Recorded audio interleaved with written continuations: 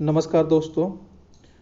पूर्व मध्यकालीन भारतीय इतिहास में हम लोग तुर्क आक्रमण के विषय पर चर्चा कर रहे थे। तुर्क आक्रमण के टॉपिक में हम लोगों ने प्रमुखतः महमूद गजनवी के संबंध में विस्तृत चर्चा कर ली है। आज के इस टॉपिक में हम मोहम्मद गौरी के बारे में विस्तृत चर्चा करेंगे। हम ये आज के इस वीडियो में हम ये जानेंगे कि मोहम्मद गौरी के आक्रमण के समय भारत की राजनीतिक दशा क्या थी। मोहम्मद गौरी के आक्रमण के समय भारत का राज्य पंजाब में गजनी के साम्राज्य के पतन के बाद ही मध्य एशिया में गौर साम्राज्य का उदय हुआ, मगर अभी भी पंजाब के क्षेत्र पर गजनी के शासकों का राज्य था। दोस्तों, महमूद गजनवी की मृत्यु के बाद ही कुछ समय के बाद से ही गजनवी राजवंश जो था उसका पतन प्रारंभ हो गया और सत्ता के केंद्र के रूप में जो गजनी, जो अफगानिस्तान में आज पड़ता है, जो प्रमुख केंद्र था, वो अब शिफ्ट होकर के गौर की ओर चला गया और गौर एक सत्ता के प्रमुख केंद्र के रूप में उभरता है और मोहम्मद गौरी वहां का सुल्तान बनता है। मगर कुछ समय के बाद ही हम देखते हैं कि जब मोहम्मद गौरी भारत पर आक्रमण करने की ओर के लिए आगे बढ़ता है तो उस समय तक हम ये पाते हैं कि पंजाब का जो राज्य था, जिसे महमूद गजनवी ने कभी जीता था, उस राज्य पर गजनी वंश के शासक राज कर रहे थे। गजनवी वंश के शासक राज कर रहे थे और पंजाब के राज्यों तक वो सीमित थे। इसके बाद हम सिंध एवं मुल्तान के राज्यों की चर्चा करेंगे। सिंध एवं मुल्तान के राज्य पर शिया संप्रदाय के कमराई मुस्लिम शासकों का शासन था, मगर हिंदुओं द्वारा सहयोग न मिल पाने के कारण इनकी स्थिति कमजोर थी।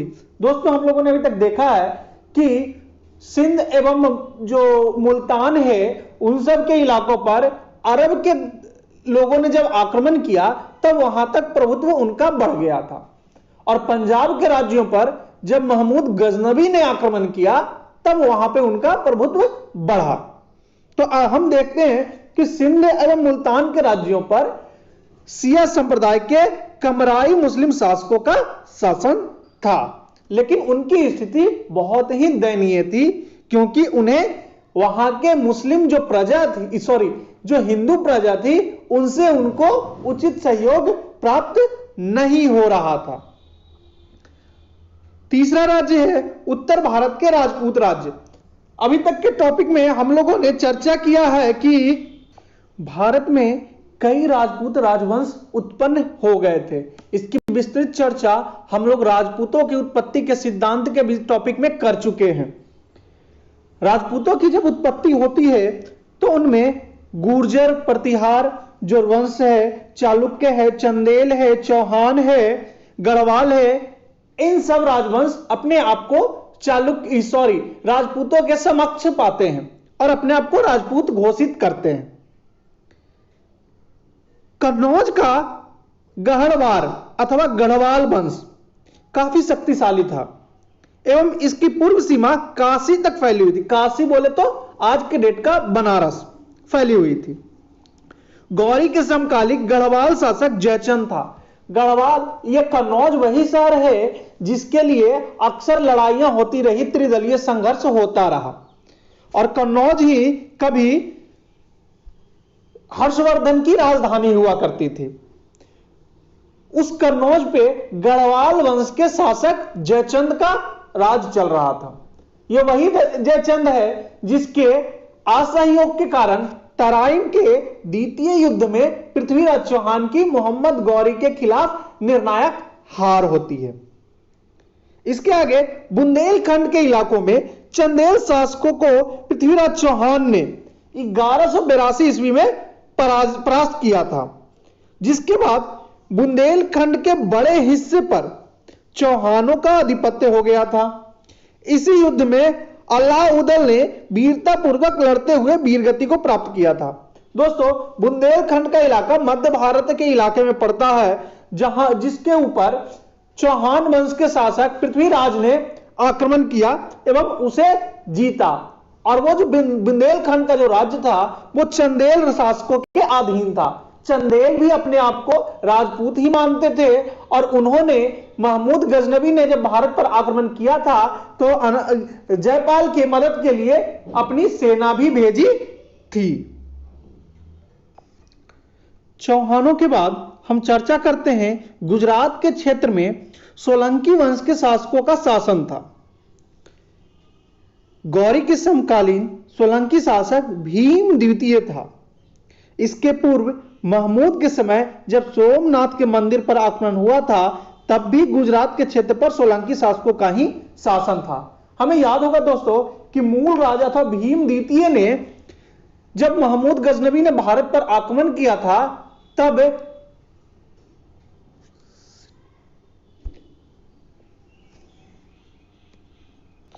क्षमा चाहूंगा दोस्तों, भीम द्वितीय अथवा मूल राज ने जब उस समय मोहम्मद गौरी को हराया था, ना कि महमूद गजनवी को हराया था।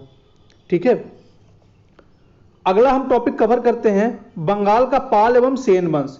दोस्तों, पूर्व मध्यकालीन भारत में हम देखते हैं कि बंगाल पे दो राजवंशों ने शासन किया।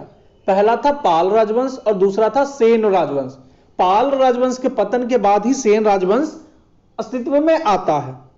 गौरी के समकालीन बंगाल पर शासक लक्ष्मण सेन था, यानी सेन वंश का शासन था। अब हम दक्षिण भारत की ओर रुख करते हैं तो हम पाते हैं कि 12वीं शताब्दी तक चालुक्य और चोलों का पतन हो गया था। चालुक्य एवं चोलों का 12वीं शताब्दी तक पतन हो गया था। उनके पतन के बाद यादव जो देवगिरी पे शासन करते थे, काकतीय जो पूर्वी समुद्र तट पे शासन करते थे, होयसल वारंगल जो वारंगल पे राज कर रहे थे, सुदूर दक्षिण के क्षेत्र मथुरा में पांड्य एवं केरल में चेर राजवंश का शासन था। तो वस्तुतः हम देखते हैं कि दक्षिण भारत में यादव, काकतीय, होयसल, पांड्य एवं चेर जैसे राजवंश थे, मगर ये सभी शक्तिहीन राज्य थे। अपनी भौगोलिक स्थिति के कारण ही लंबे समय तक तुर्क आक्रमण से बचे रह सके। दक्षिण भारत के जो राज्य थे अपनी भौगोलिक स्थिति के कारण तुर्क आक्रमण से बचे रह सके। दोस्तों, इस पे चर्चा करने की वाली बात यह है कि जब उत्तर भारत से दक्षिण भारत की ओर जब आक्रमण होता है तो उन्हें विंध्याचल का जो पर्वत है उसे पार करके जाना पड़ता है। इस कारण प्रारंभिक रूप में जब तुर्क आक्रमणकारियों ने भारत पर आक्रमण किया तो उनके लिए उत्तर भारत का जो मैदानी क्षेत्र था उसे जीतना आसान लगा। इसलिए प्रारंभ में कई वर्षों तक उन्होंने उत्तर भारत में ही राज किया और कालांतर में कुछ समय के बाद धीरे धीरे वो दक्षिण भारत की ओर प्रसारित होने लगे। इसका हम चर्चा करेंगे दिल्ली के और अजमेर के चौहान वंश के बारे में। दोस्तों, इसके बारे में विस्तृत चर्चा हम पृथ्वीराज चौहान के टॉपिक पे करेंगे, जो मोहम्मद गौरी के साथ ही हम लोग डिस्कस करेंगे कि दिल्ली पे और अजमेर का रिश्ता क्या था, आखिर क्यों राजा जयचंद की दुश्मनी पृथ्वीराज चौहान के साथ होती है और क्यों राजा जयचंद मोहम्मद गौरी के खिलाफ पृथ्वीराज चौहान की मदद नहीं करता है। अभी तक के लिए धन्यवाद।